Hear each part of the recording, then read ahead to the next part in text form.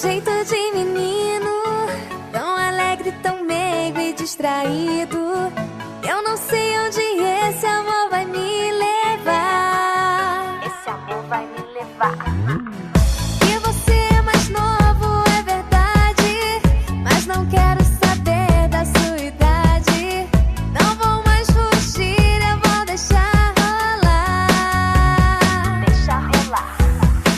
Te chamo pro cinema, você tem que estudar. E quando a gente sai, sempre tem hora pra voltar.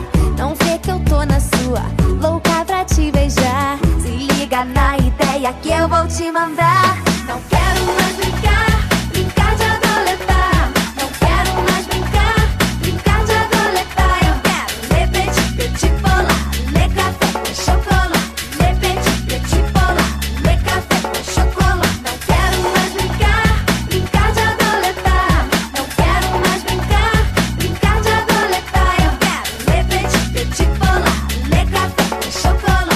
Ler petit, petit polar, ler café com chocolate.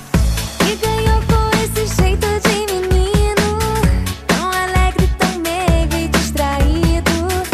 Eu não sei onde esse amor vai me levar. Esse amor vai me levar. Que você é mais novo, é verdade, mas não quero saber da sua idade. Não vou mais fugir, eu vou deixar rolar. Deixa rolar. Te chamo pro cinema, você tem que estudar. E quando a gente sai, sempre tem hora pra voltar. Não vê que eu tô na sua, louca pra te beijar. Se liga na ideia que eu vou te mandar. Não quero mais brincar, brincar de adoletar. Não quero mais brincar, brincar de adoletar. Eu quero ler petit, petit polar, ler café com chocolate. Ler petit, petit polar, ler café com chocolate. Não quero mais brincar, brincar de adoletar. Não quero mais brincar, brincar de adoletar. Eu quero ler petit, petit polar, ler café com chocolate.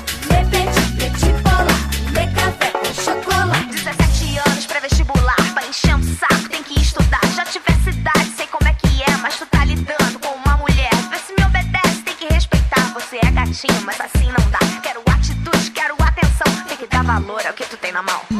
Te chamo pro cinema, você tem que estudar. E quando a gente sai, sempre tem hora pra voltar. Não vê que eu tô na sua, louca pra te beijar. Se liga na ideia que eu vou te mandar.